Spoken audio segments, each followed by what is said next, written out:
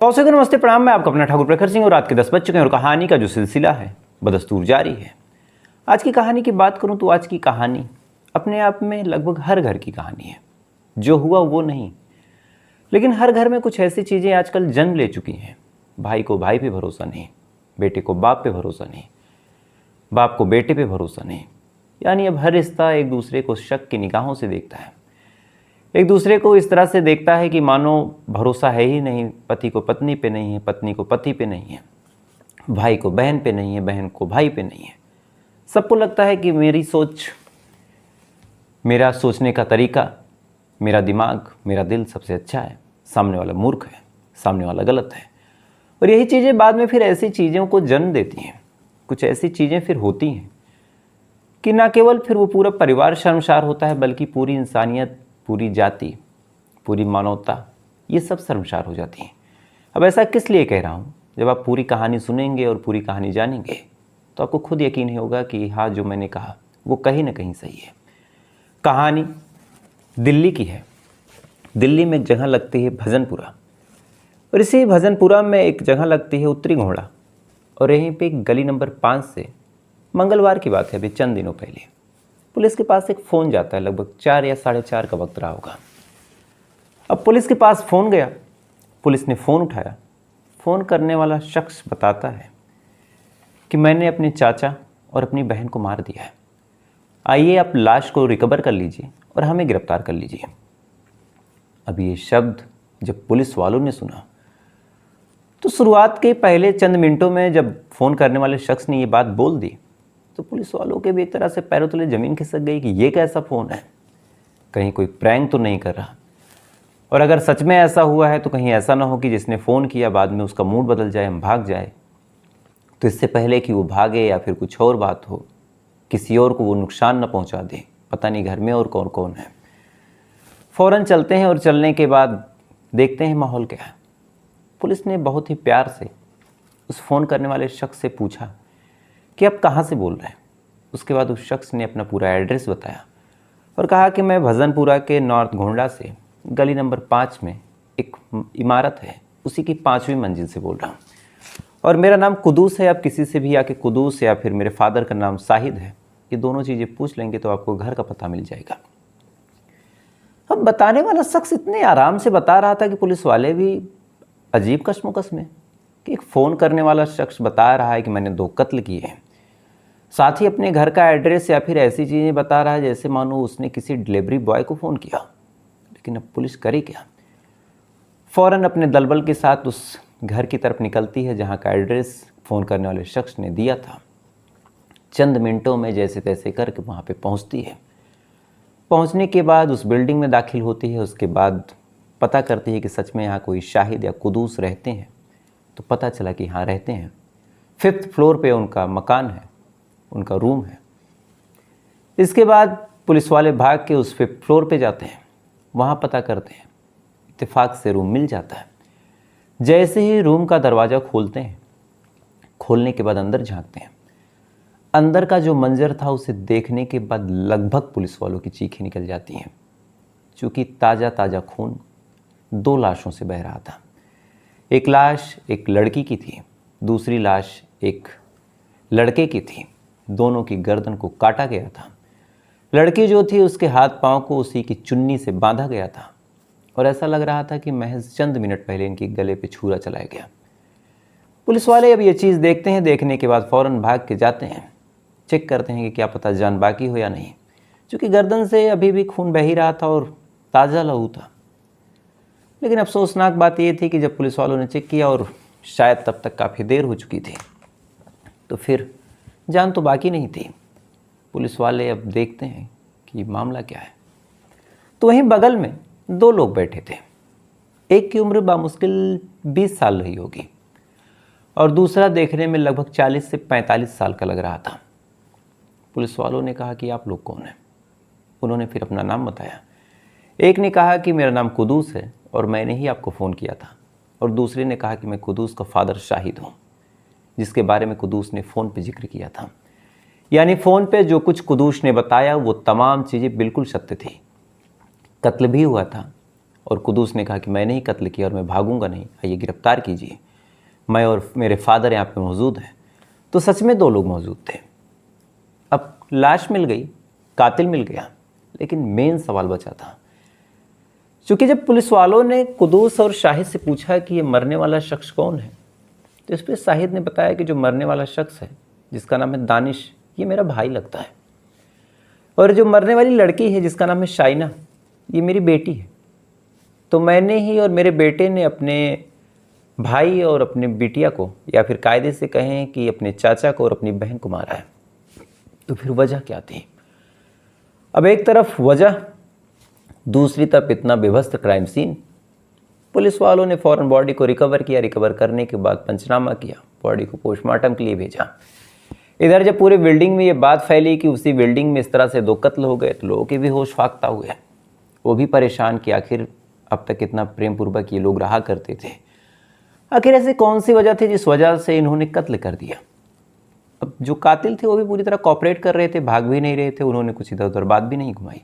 Police वाले भी बिना किसी जोर ज़बरदस्ती के उनको अपनी गाड़ी में बैठाते हैं, बैठाने के बाद थाने लाते हैं। इधर बॉडी का पोस्टमार्टम हो रहा, इधर अब इन दोनों से पूछताछ शुरू हुई। और जब पूछताछ शुरू हुई और इनसे पूछा गया कि तुमने क्यों मारा, तो इन्होंने कहा कि मजबूरी थी, अगर नहीं मारता तो ये दोनों मिलके पूरे समाज में, पूरे इलाके में हम लोगों की बेइज्जती करवा देते, और बेइज्जती बर्दाश्त नहीं है।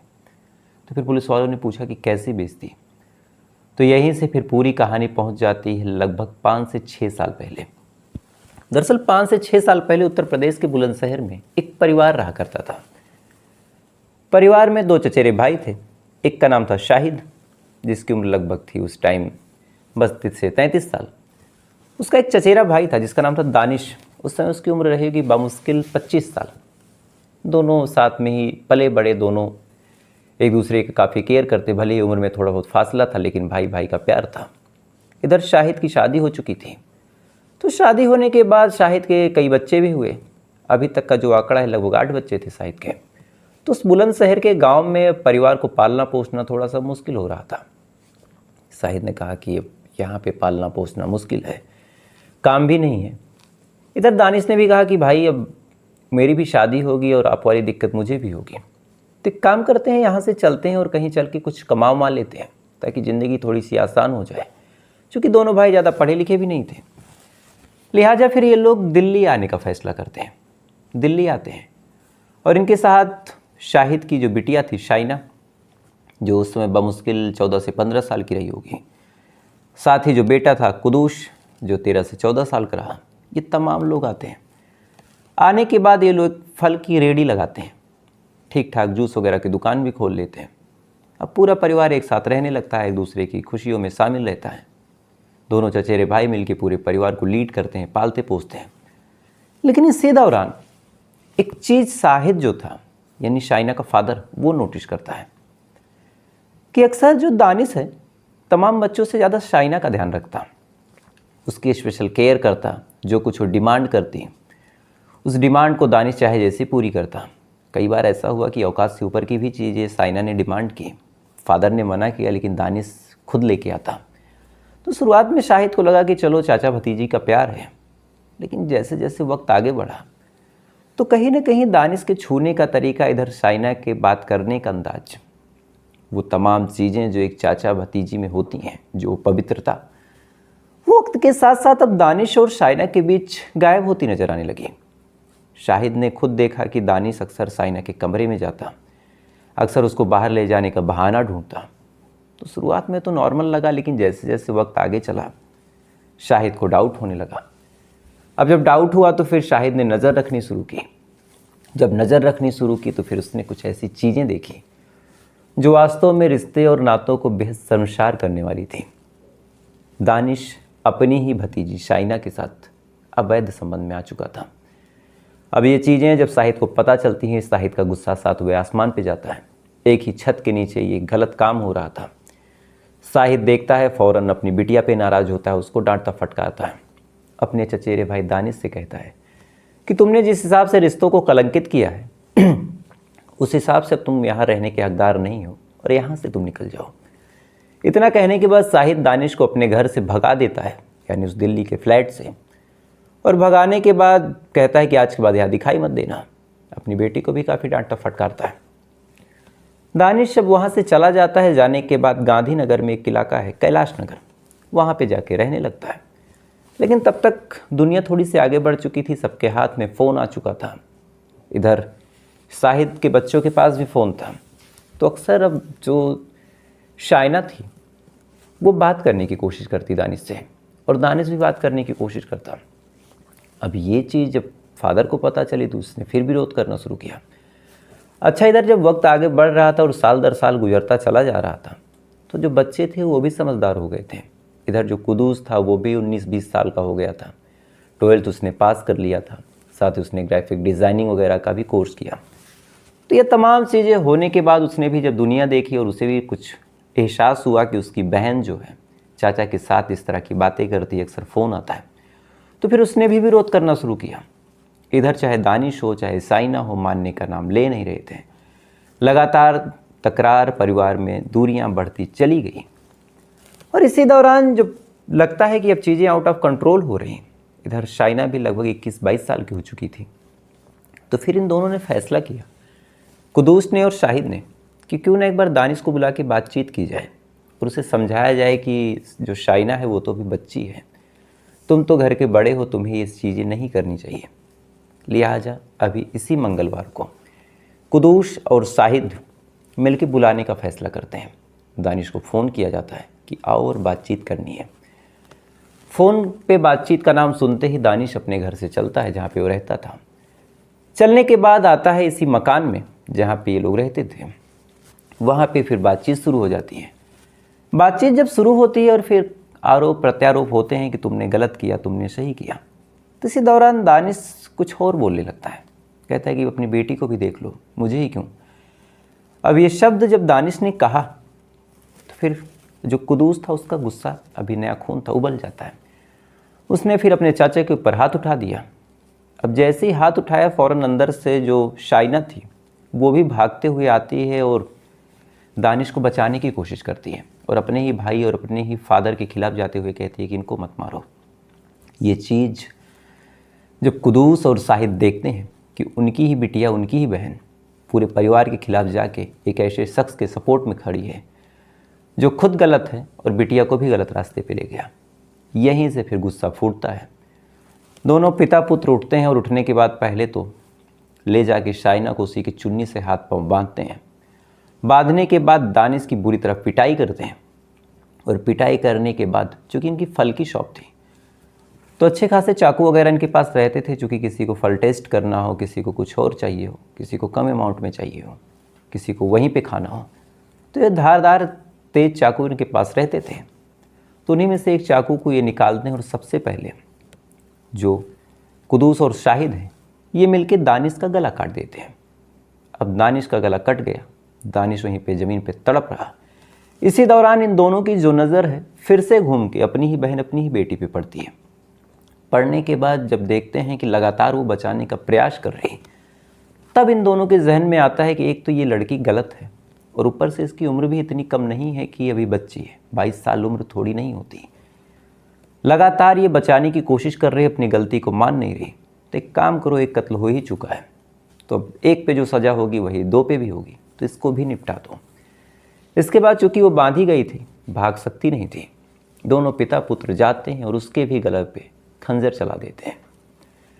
अब 2 लाशें वहाँ पे पड़ी हैं, कायदे से लाशें भी नहीं थे, जो जिस्म थे गर्दन कटी हुई थी, दर्द से तड़प रहे थे। गर्दन कटने की वजह से मुंह से कोई आवाज़ निकल नहीं पा रही थी, लगातार वहीं पे छटपटाते रहे। और छटपटाने के बाद कुछ मिनटों में, लगभग आधे घंटे का वक्त लगा होगा, खून पूरा रिस गया होगा। उसके बाद पूरी बॉडी जब शांत हो गई तब इन्हें लगा कि देखें, भागने का कोई मतलब नहीं है, हम कहीं भी जाएंगे पुलिस हमें ढूंढ लेगी, क्योंकि कत्ल हुआ है हमारे घर में हुआ है, हम फरार होंगे, डाउट हम पे जाएगा, तो भागने से अच्छा है कि हम लोग आत्मसमर्पण कर दें। इसके बाद कुदूस ने पुलिस को फ़ोन किया, पुलिस आती है और ये तमाम कहानी निकल के सामने आती है। अब ये तमाम कहानी जब पुलिस वालों ने सुनी तो यहाँ पे 3 चीज़ें थी। पहला कि कहीं ना कहीं जो पिता पुत्र थे उनका गुस्सा जायज़ था, और दूसरा उन्होंने क्राइम करके फिर भागा नहीं, डायरेक्ट आत्मसमर्पण किया। तो पुलिस वालों ने भी कोई खासी जोर ज़बरदस्ती नहीं की, इनके बयान को नोट किया। फिलहाल अभी जांच पड़ताल ये चल रही है कि इन्होंने जो कहानी सुनाई है कि चाचा और भतीजी में संबंध था या फिर इनकी बिटिया और भाई में संबंध था, ये सत्यता थी या फिर मन का वहम था, इन्होंने किसी आवेश में आके तो नहीं कर दिया। ये तमाम सवाल अब पुलिस वाले खंगाल रहे हैं और इनका जवाब अभी मिलने में काफ़ी वक्त है, क्योंकि जो बता सकते थे उनकी मौत हो चुकी है। तो फिलहाल ये थी पूरी कहानी, लेकिन इस कहानी को ख़त्म करूँ उससे पहले मेरा आज आपसे फिर से सवाल और जवाबों का जो सिलसिला है वो शुरू करते हैं। तो आज का मेरा सवाल है कि पंडित जवाहरलाल नेहरू जी जो थे, उनकी माता जी का क्या नाम था? अगर आपको पता हो तो कमेंट करके बताइएगा, नहीं पता हो तो कल का इंतज़ार कीजिएगा। और आप सबको पता है कि जो बताते हैं फिर अगले दिन मैं उनका नाम लेता हूँ, तो ज़रूर बताइएगा। तो आपसे कल फिर मुलाकात होगी ऐसी ही कहानी और ऐसे ही सवाल के साथ और आज के सवाल के जवाब के साथ। तब तक अच्छे रहिए, खुश रहिए, अपना ख्याल रखिए, अपने देश का ख्याल रखिए, सावधान रहिए, सुरक्षित रहिए। जय हिंद, वंदे मातरम।